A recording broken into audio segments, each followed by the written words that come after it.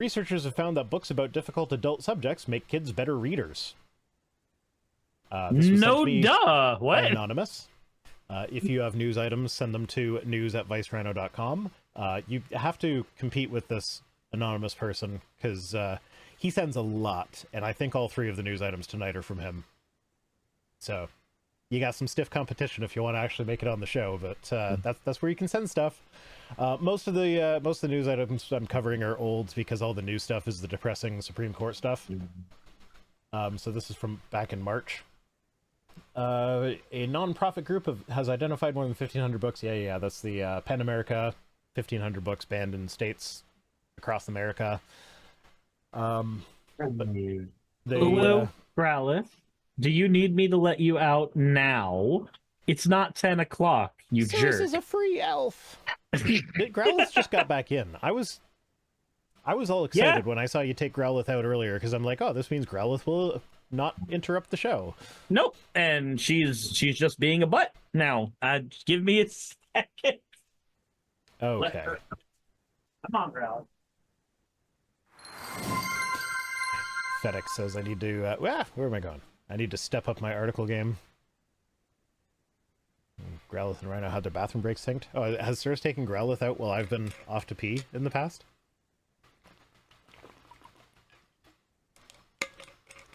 That was a hat that just happened, right? No, not a hat. Hydrate. Yeah, okay. So I hydrated. Yeah, so, how's everybody doing? While we wait for Suris to get back from letting the dog out.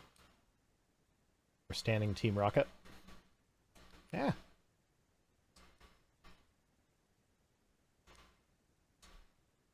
Growlith is learning how time works. Growlith always goes pee at 10 o'clock, in my experience. Italian Shakespeare says, I'm fine, how are the kids? The kids are okay. At least one of them is very mad at me. Because they rotate through the different chores. Because some of the chores just suck, so we don't want to have, like, one kid doing the worst chore all the time. And it's his week on dish duty. And he fucking hates it. And he's fucking terrible at it. So, like, every time a dish comes out that's like, oh, this is still dirty. You need to wash this again. He gets, like, pissed. It's like, Can you adopt Dapper Dinosaur drinking rules? I don't know what Dapper's drinking rules are. And I also don't have any alcohol tonight, so... No? Fennec said, I had therapy today. Good for you. Therapy is good.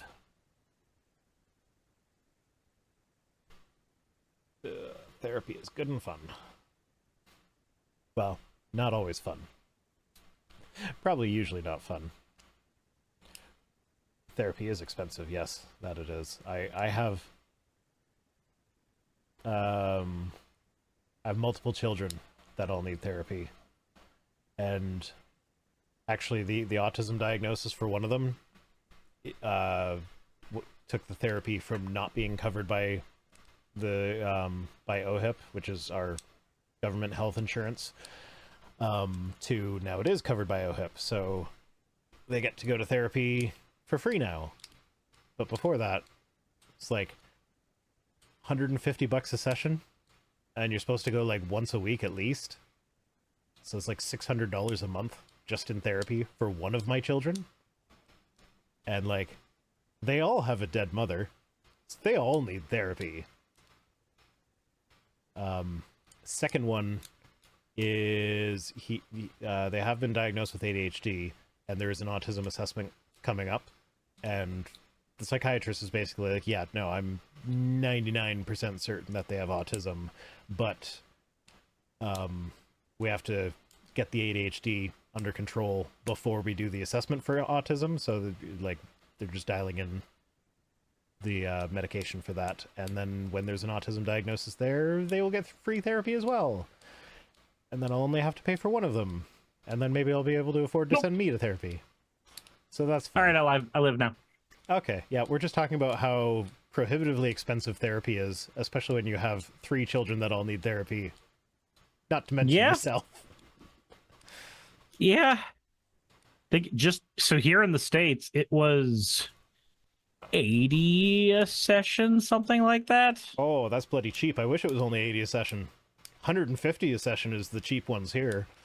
Alex Merkel says weight therapy isn't covered by Canadian healthcare by default. I thought you were supposed to be a woke country.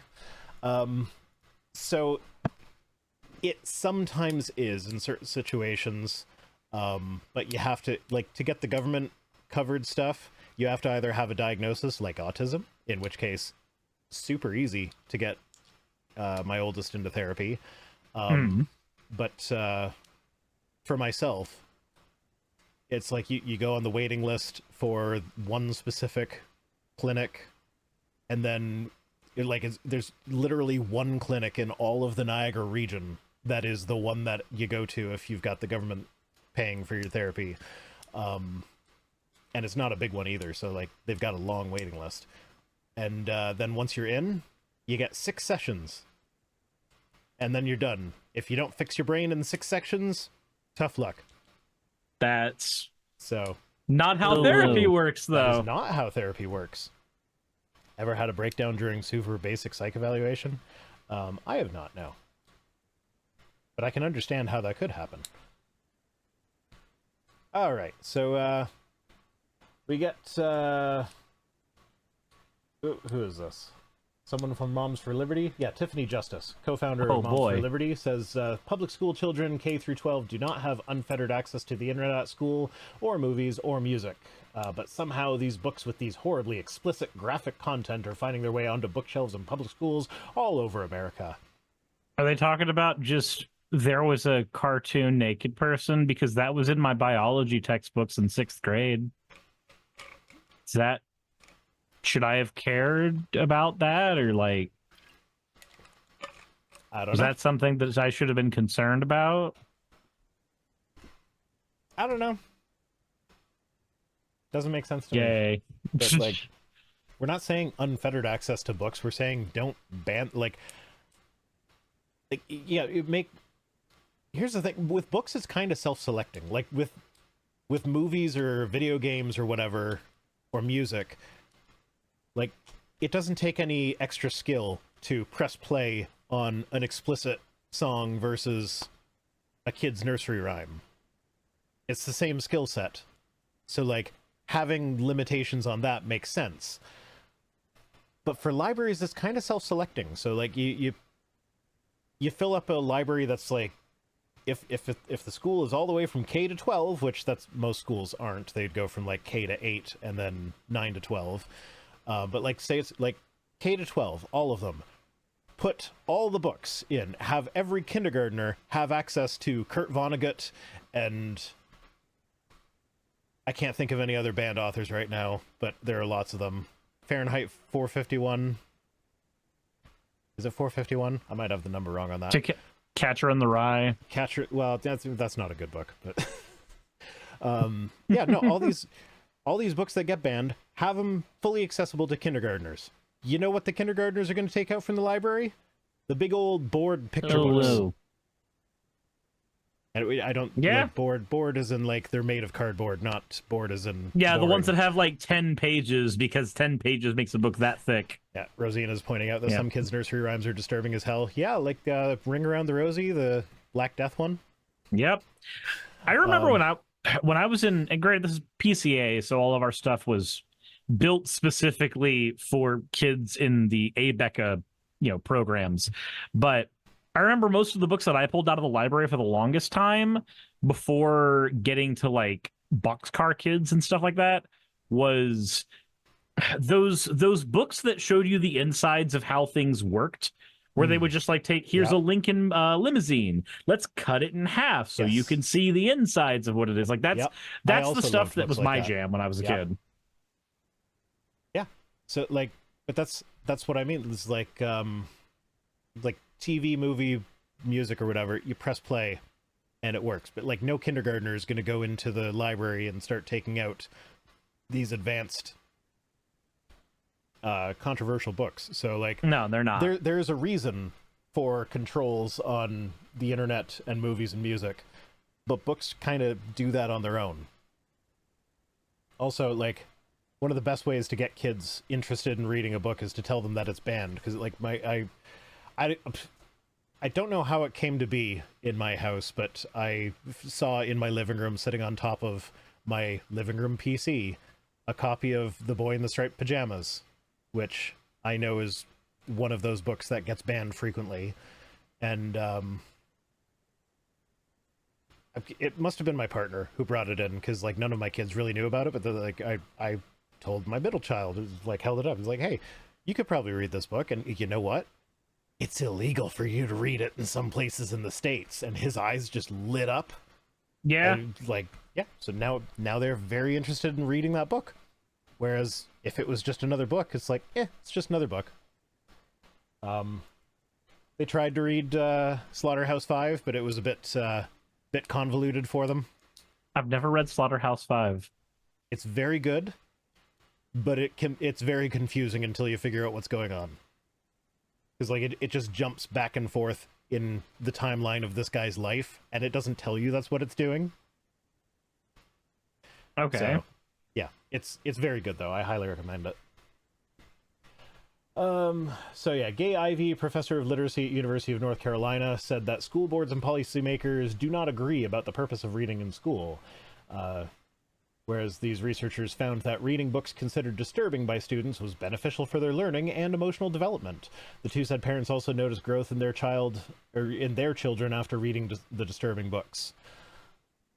So that's the thing, is that if a kid is reading a book that has content that makes them uncomfortable, it makes them think. It makes them think. It makes them Fennec is saying, what constitutes disturbing? It depends who you ask. In this context, they're talking about books dealing with things like drugs, suicide, sex, abuse. So, like, actual disturbing content, not the faux disturbing, oh, there's two boys that kissed. Because that's not actually disturbing. It's only disturbing if you've already been bred to be a homophobe. Yeah. But yeah, like reading about situations like that, it's kind of like, I remember when COVID first hit and all the lockdowns were in full swing,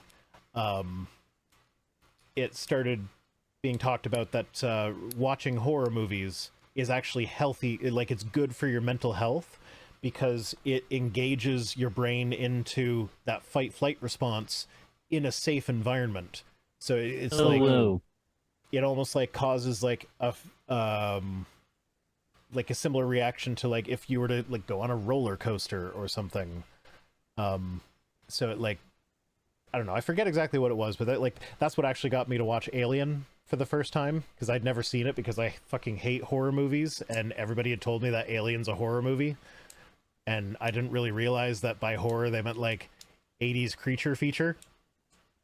Which is closer to a thriller than anything. Yeah, and I fucking loved it. I'm like, oh, it's too bad that I waited so long for this.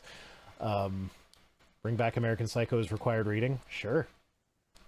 But yeah, no, I hadn't watched Alien for a long time. And then when I heard that, like, oh, it's good for your mental health to watch horror, I'm like, okay, well, Alien is like sci-fi horror, so maybe I will be okay with that one.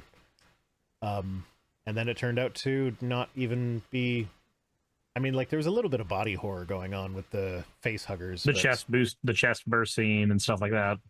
Yeah, but the chest burst scene is so iconic that I've already seen that out of context like 50 million times, not to mention in Spaceballs. But, yeah, so it's kind of the same thing with books, is like, it's putting you in these difficult, controversial, uncomfortable situations, but in a safe place. So, like, if you're curled up in bed, you're not actually experiencing these things, but you are now being taught to empathize with someone who's experienced these things through the book. So it's good for emotional development. Yeah. And many of the students chose to read books that, so they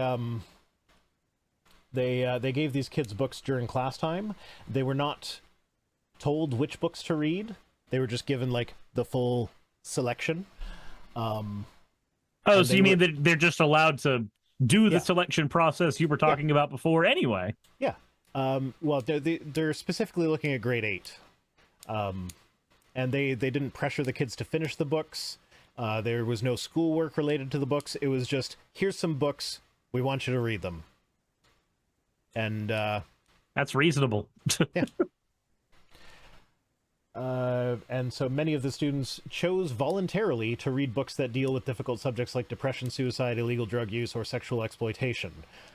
So, like, they didn't make them read those books. Those were just available options when they said, here's a bunch of books they want you to read. Some of the books the students chose were ones that schools around the country have banned. These books include 13 Reasons Why by Jay Asher, Identical by Ellen Hopkins, and Sold by Patricia McCoy. Your audio just completely cut out. Oh my god, what is wrong? Like it, I heard you say an author's name, and I thought it was just a very strangely pronounced name for a second there, because it cut off at a weird area. And then I saw your lips are still moving. I'm like, oh, no, he's just broken. Can you hear me now? Yeah, I can hear you now. Okay, so it's not the sample thing that's doing that. I'm going to have to investigate this to see what the fuck is going on before my next stream. Yeah, I'm on battery-powered headphones. I'm like, maybe that's something, but like, no, it's just plugged into the headphone jack. That shouldn't affect the microphone. Ideally. You would think. So the students were drawn to books that were dealing with troubling subjects. What's that? Oh, that's a hat. Oh, wear the fucking hat. Suris hasn't seen this hat yet. World's okayest bisexual? Yeah. Okay. When I broke this out on the stream, everybody's like, oh, is this you coming out? I'm like, no.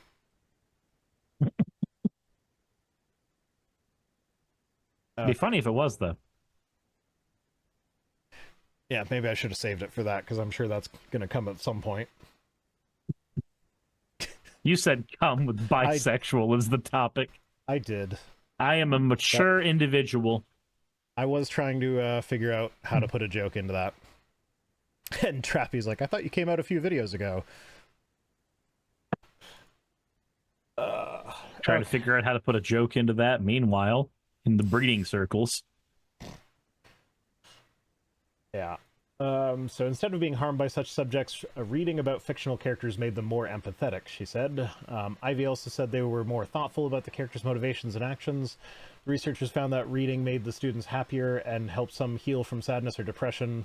The difficult nature of the books made the students more likely to discuss the subjects with teachers, parents, and friends. So not only does the experience of reading these books help them process things for themselves, but it also makes them more likely to have discussions about these sorts of topics with trusted friends and adults in their life, which because there's only so far a kid can care about the quick brown fox jumping before they're like, no, here, because like so when I was a kid, I grew up, I read Stuart Little, and there's a little bit in that book that you can talk about over the main story, like how there's one of the characters in the book is the type of person to say, oh, I'll get to that, and never actually get to that, and they're like berated for it throughout the book. That's the most I was able to talk about. But then, like, when you look at some of the media that can be considered very violent that I was consuming around the time, stuff like Yu Yu Hakusho and Dragon Ball Z, there was a lot more discussion to be had about characters and motivations and the whys. And even when they did things like, oh, here's this person who was a villain and responsible for almost obliterating all of these people, they're a good guy now because they've gone on this character arc. That's a fairly complex thing for a kid to have to grapple with, of like, I was rooting against this person 100 episodes ago. It turns out that complex shit, kids eat it the fuck up. Kids love it. Rosina says spoon with a man while wearing a super comfy Sonic onesie. I feel like I will not be wearing the Sonic onesie. I will not be wearing the Sonic onesie, and nobody in my chat can make me wear the Sonic onesie. My chat is arguing about whether or not I've come out as bisexual.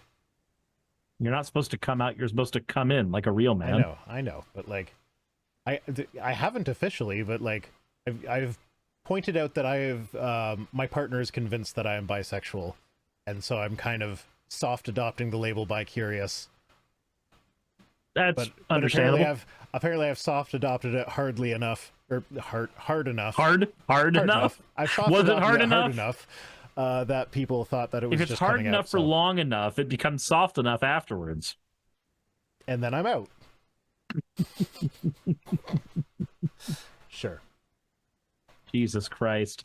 Man, my nose is so itchy from playing with my animals. Jesus. Mm. God. Christina said I didn't mention Suris in my fantasy. Yeah, but Suris is the one with the Sonic onesie. Yeah, it's right behind me. The social. So, with regards to the books, the social interaction around them is what really important, including talking to parents and teachers.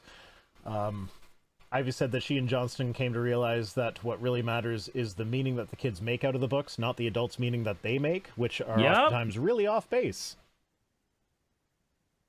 Yeah.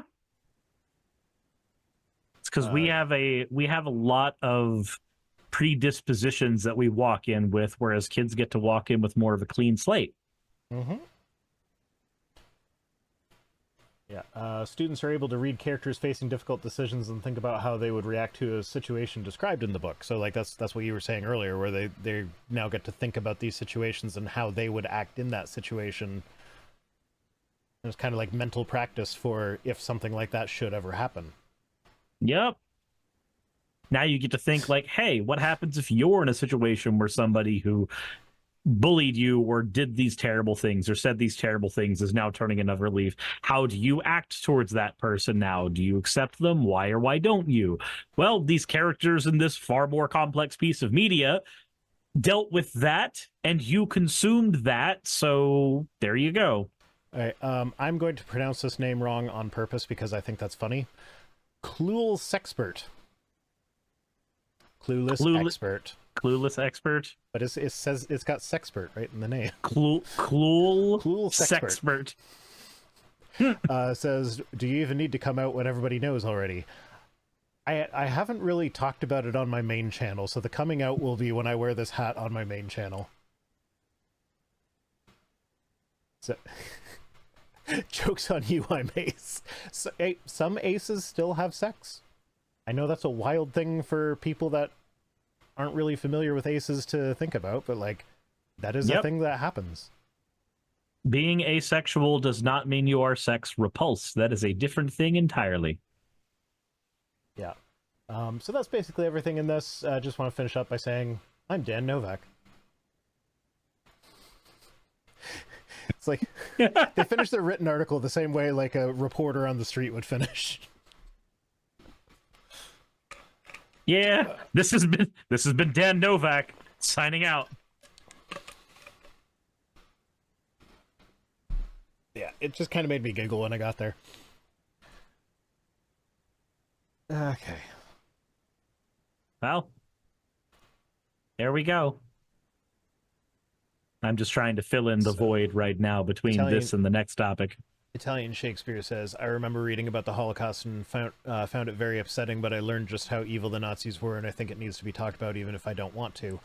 So yeah, I vividly remember in high school, grade 9 or 10, reading The Hiding Place by Corrie ten Boom, which is the story of how she survived the Holocaust. Her whole family died in concentration camps.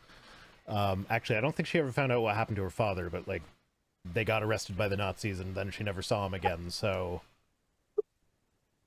there's not really much question as to what happened there. Yeah. But this was in the Christian high school that I went to, and because Corrie ten Boom, very devout Christian, and there was a very Christian spin on it with how like she finishes the book with the story of how she met one of the concentration camp guards at a church service after the fact, and you know, through the power of Christ, she was able to forgive him, and they had a touching reunion or whatever. Like, I don't know, like,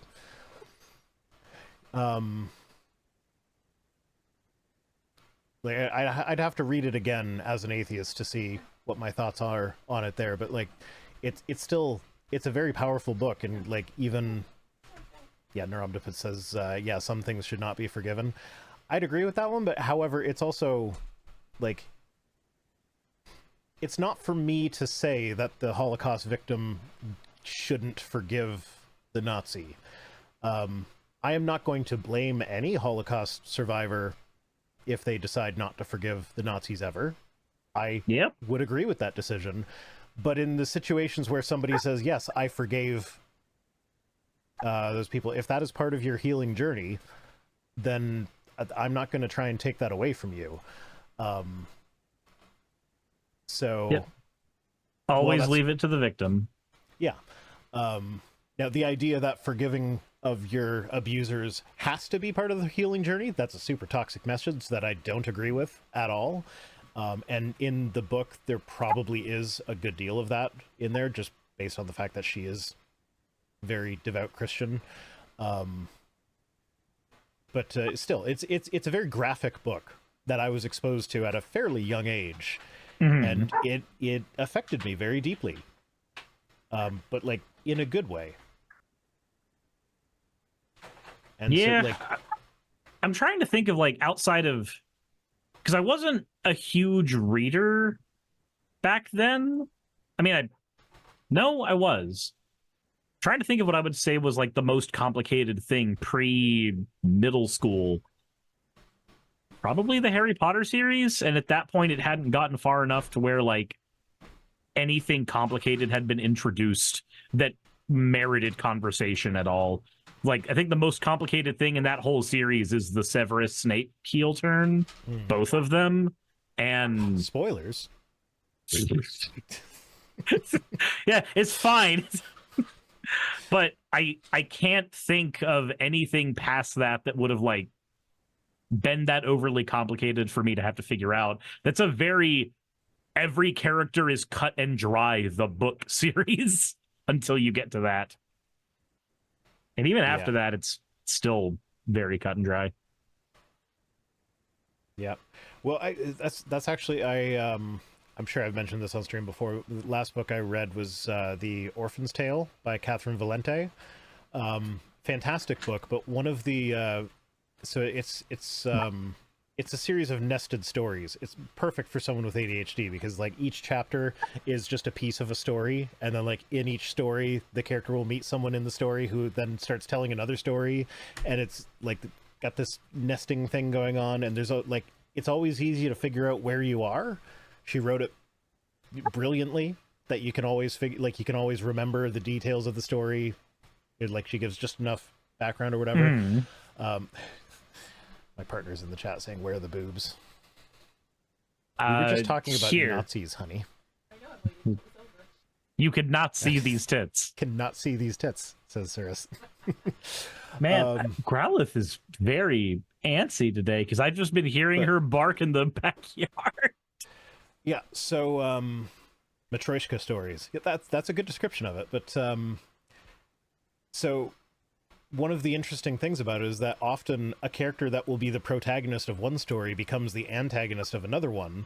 And so like you have to like, you have this flip-flopping empathy of like, I feel for you here, but you're kind of a dick here. Yep. And there are a lot of morally gray characters that, you know, they're not necessarily good or bad per se. Like it's a fantastic book, and like the or characters who are bad, but within the context of where they are, there's a reason for every action they're taking, and they don't necessarily have much of a choice.